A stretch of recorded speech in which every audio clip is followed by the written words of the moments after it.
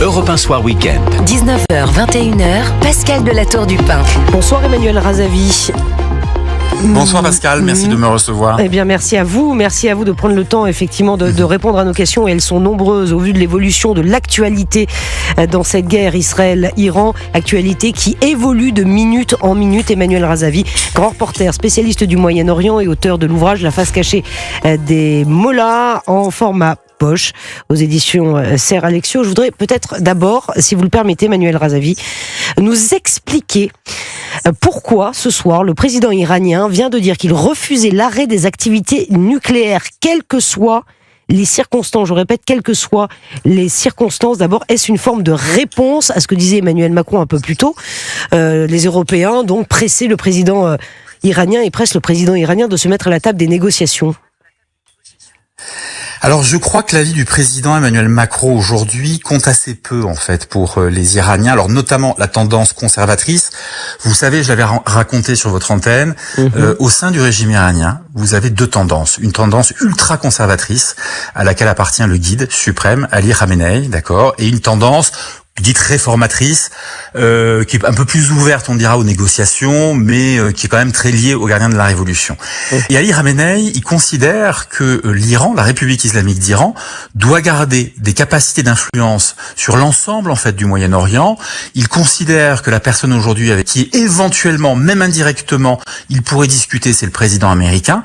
Mais aujourd'hui, il considère qu'il a strictement aucun compte à rendre aux Européens, très clairement. La parole aujourd'hui française, je vous le dis, parce que je le sais, puisque j'ai des retours en fait de l'intérieur aussi. Je dirais de c'est intéressant ce que vous dites, Emmanuel. L'administration en fait iranienne, c'est malheureusement effectivement intéressant, mais parce qu'aujourd'hui évidemment celui qui est capable, qui a le destin, je dirais en fait de l'Iran en fait entre ses mains, le destin des Iraniens entre ses mains, c'est Donald Trump. Tout le monde est suspendu en fait à sa décision, mais y compris en fait les gens du régime. Et donc ils ont intérêt, si vous voulez, à être jusqu'au boutiste, attendu qu'ils le sont déjà de façon naturelle. C'est-à-dire que même lorsqu'ils ne sont pas en fait dans des périodes de négociation qui sont vitales pour le régime actuellement, ils sont déjà jusqu'au boutiste. Je voudrais vous dire une chose d'un mot, Pascal. Oui, actuellement, au sein de l'école des cadets du corps des gardiens de la Révolution, on enseigne aux jeunes officiers que le temps de l'apocalypse est arrivé, que le temps de la lutte contre le mal est arrivé, que le mal est incarné sur Terre par les États-Unis et par Israël. C'est glaçant ce que vous dites, Emmanuel Razavi. C'est glaçant ce que vous dites. Oui, mais écoutez, c'est la réalité. Je crains qu'au plus haut niveau, si vous voulez, de notre diplomatie, on connaisse très très mal en fait le fonctionnement de la République islamique ainsi que celui de ses institutions. Je parle notamment du corps des gardiens de la Révolution islamique, qui est le bras armé en fait du régime iranien et de sa milice civile, le Basij. Donc aujourd'hui, si vous voulez, quand on se met sur une posture, de négo, faut-il encore connaître les interlocuteurs qu'on a en face de soi. Et les interlocuteurs aujourd'hui les plus conservateurs en fait du régime, très clairement, ils sont prêts à en découdre. Il faut vraiment, ne pas oublier cela. Je vous ramène aux textes fondamentaux en fait de la République islamique d'Iran. Je vous l'avais raconté, je crois, il y a quelques mois sur votre antenne. Il est fait référence dans la Constitution de la République islamique d'octobre 1979 au djihad qui doit être porté partout dans le monde. Israël n'est qu'une étape, la cause palestinienne n'est qu'une étape. Khomeini l'avait écrit dans ses textes en 1970. L'idée est de convertir, son projet, c'est de convertir en fait les pays non musulmans. Oui. Ça peut pas être plus clair que ça. C'est ça, donc d'abord Israël, les autres derrière. Les autres suivront, c'est ça, c'est ce que vous nous aviez dit en substance, Emmanuel Razavi. Oui, mais c'est pour ça que je dis il faut pas être naïf, c'est-à-dire qu'aujourd'hui on a une diplomatie européenne qui pense qu'elle peut discuter, négocier avec des gens qui sont jusqu'au boutistes et qui sont quand même, le régime est très très abîmé quand même. Il y a des fractures importantes au sein du régime depuis déjà très longtemps entre ces fameux conservateurs et ces fameux réformateurs. Oui. Mais de l'autre côté, en plus, si vous voulez, les Israéliens quand même ont tué des cadres importants, essentiels, je dirais, à la survie en fait du régime. Donc vous comprenez qu'en ce moment, ça se passe entre les Israéliens, bien sûr, et les Iraniens, mais ça se passe aussi avec la Maison-Blanche. Alors, justement, les États-Unis qui ont déplacé des bombardiers dans le Pacifique, ça c'est un signal quand même envoyé à l'Iran. Les États-Unis sont-ils prêts à se mettre vraiment derrière Israël ? Écoutez, j'aimerais vous répondre que oui, mais je ne le sais pas. Aujourd'hui, j'ai eu un conseiller américain cet après-midi extrêmement rapidement qui m'a dit qu'a priori, en fait, Trump n'avait vraiment pas pris sa décision, mais qu'il était plutôt autour de lui conseillé par des gens qui prônaient en fait une solution négociée avec la République islamique d'Iran. Vous voyez ? Alors, ça n'empêche pas qu'il envoie évidemment des bombardiers, à Guam, mais évidemment. Quand on réfléchit à une solution diplomatique, ça n'empêche pas qu'on fasse pression militairement, si vous voulez. Mais je crois réellement que Trump, pour le moment, n'a pas pris sa décision, qu'il ne sait pas ce qu'il veut faire. Et puis, je voudrais vous rappeler une chose, enfin la rappeler en tout cas à vos auditeurs, c'est qu'une partie de l'électorat, de la base électorale en fait de Donald Trump, elle n'est pas du tout va-t-en-guerre. Hein. Elle n'a pas du tout envie d'une nouvelle guerre au Moyen-Orient. Donald Trump lui-même, fiasco irakien et afghan. Bah oui, Emmanuel Razavi, même Donald Trump, il n'a pas envie d'une guerre. Je crois que vous avez raison, Pascal. Oui. Je crois que Donald Trump aujourd'hui n'en a pas très envie. D'ailleurs, lors de sa réélection, il avait bien souligné que c'était le seul président américain, effectivement, qui n'avait pas déclenché de guerre, en tout cas pendant son mandat. Donc il n'a pas du tout envie de partir en guerre, Donald Trump. Il va essayer, je pense, sous votre contrôle. Non, il y a simplement une incohérence, c'est qu'il a rebattu. Il a rebattu quand même les cartes, si vous voulez, de l'accord de Vienne sur le nucléaire en 2018, puisque évidemment il l'a quitté. Et aujourd'hui, on pourrait imaginer qu'il pourrait aller jusqu'au bout, sauf qu'il ne le fait pas. Voilà. Alors, de l'autre côté, moi, ce que j'entends toujours de la part de ce conseiller américain que j'ai eu, c'est que de toute façon, les Israéliens sont décidés à aller jusqu'au bout avec ou sans Trump.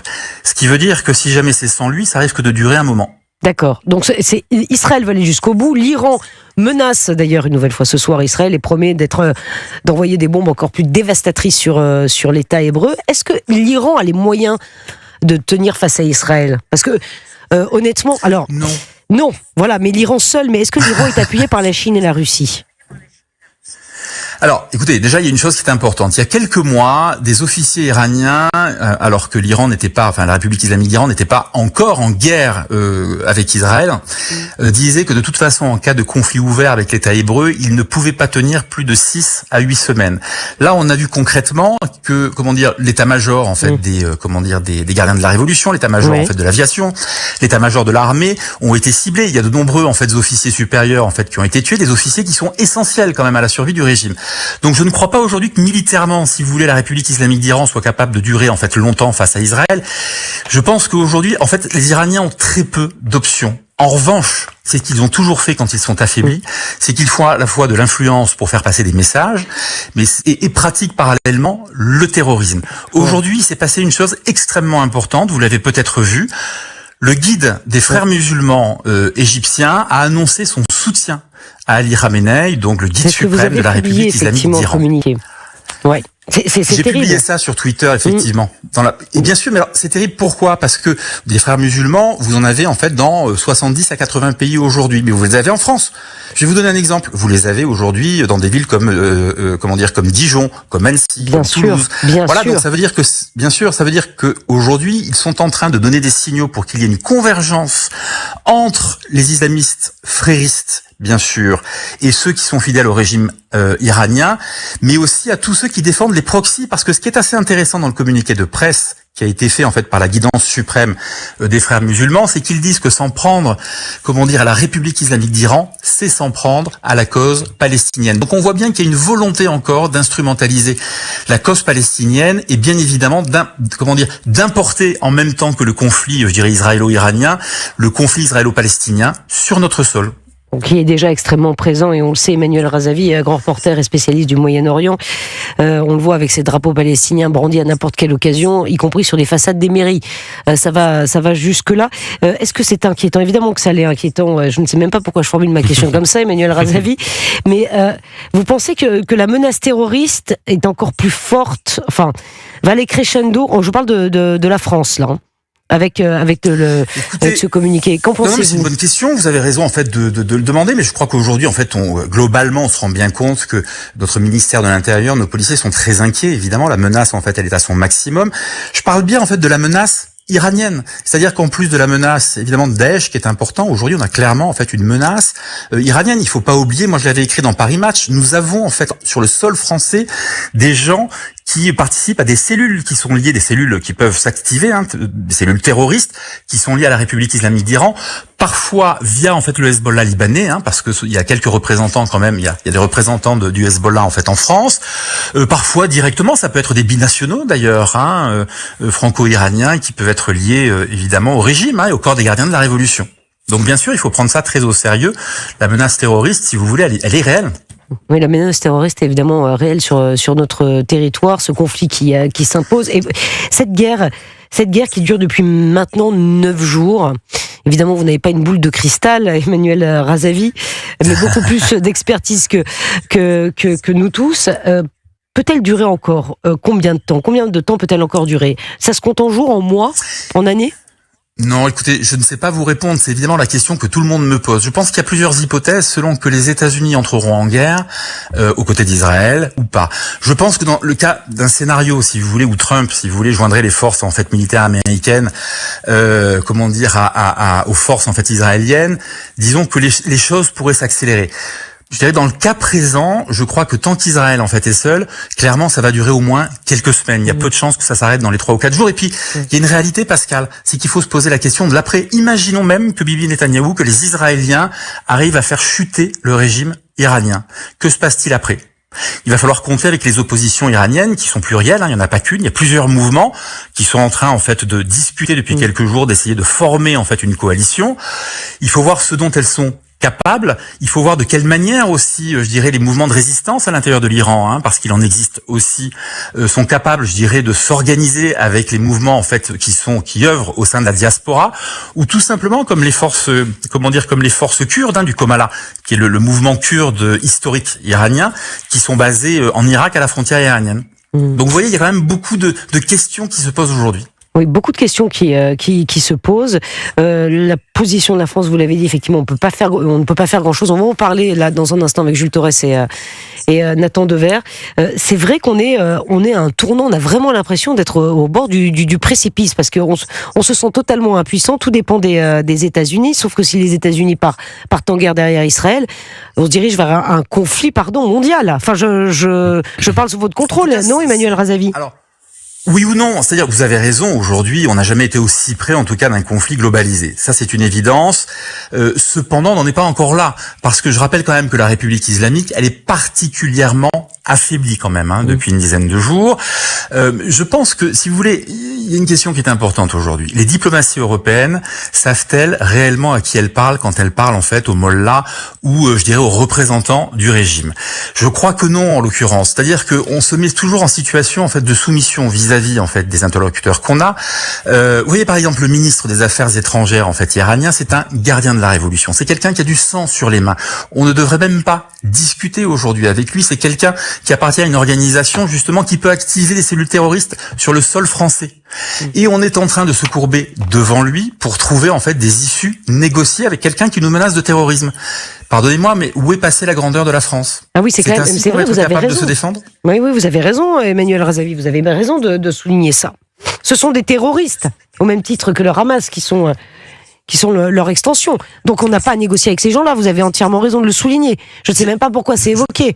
Pourquoi ? Parce qu'on n'a pas le choix, parce qu'il n'y a pas d'entité avec laquelle négocier. Enfin, c'est quand même insupportable. Non, je crois pas ça. Je crois qu'il y a des oppositions pour l'Iran. Il y a des oppositions, je vous le disais tout à l'heure, qui sont plurielles, mais qui sont quand même démocratiques, laïques. Je pense au prince Reza Pahlavi, mais quand vous prenez un prisme large, vous avez des forces centristes, vous avez des partis en fait libéraux iraniens qui sont importants. Personne n'en parle. Moi, j'en entends parler nulle part. Aujourd'hui, il faut que nos diplomates européens, à commencer par la diplomatie française, discutent avec ces gens-là. C'est important. Or, pour le moment, il y a une chose qui est importante. Il y a un certain nombre de gens aujourd'hui qui parlent au Quai d'Orsay en fait de l'Iran, mais qui ne connaissent pas l'Iran. Ce sont des spécialistes du monde arabe. Je suis désolé de vous le dire, mais l'Iran, jusqu'à preuve du contraire, n'est pas un pays arabe. La sociologie, l'ADN sociologique en fait de l'Iran n'a rien à voir avec l'ADN sociologique de l'Irak ou de la Libye, comme je l'entends dire en fait sur les plateaux du service public depuis plusieurs jours. En fait, si vous voulez, il y a un tissu d'âneries qui sont racontés en fait depuis une dizaine de jours par des commentateurs qui ne sont absolument pas des spécialistes en fait de la région. Enfin, je parle de la région iranienne en l'occurrence, et qui analysent, si vous voulez, ce qui se passe en Iran à travers le prisme de ce qui s'est passé pendant les printemps arabes. Les printemps arabes, je les ai couverts, donc je peux vous en parler. Ça n'a strictement rien à voir. Aujourd'hui en Iran, la moyenne d'âge, c'est 32 ans. C'est un pays qui compte environ 90 millions d'habitants. D'accord. C'est un pays qui est majoritairement très jeune. Une majorité d'Iraniens a moins de 40 ans. Ces gens-là, ils veulent vivre comme vous et moi. Ils ont accès à Internet, même si ça marche assez mal depuis quelques jours, évidemment, avec la guerre. Mais ils voient la façon dont nous vivons en Occident. Ce sont des jeunes, en plus, qui ont été formés, très bien formés dans les universités iraniennes. C'est une des rares choses qui fonctionnent en Iran, ce sont les universités. Donc, ils ont un haut niveau, je dirais, de formation intellectuelle. Ils sont plutôt ouverts à l'Occident. Ils veulent, ils le disent sur les réseaux sociaux en persan, ils veulent des relations pacifiées avec Israël. Donc ça montre bien que nous avons énormément d'atouts. Je parle des Occidentaux. Il faut que le peuple iranien effectivement prenne son destin en main. Et il n'y a que lui qui peut avoir ce destin-là. Emmanuel Razavi, évidemment. Mais merci beaucoup d'avoir été en direct. Merci infiniment. Merci à vous, Pascal. Merci, grand reporter et spécialiste du Moyen-Orient, auteur de l'ouvrage La face cachée des mollahs.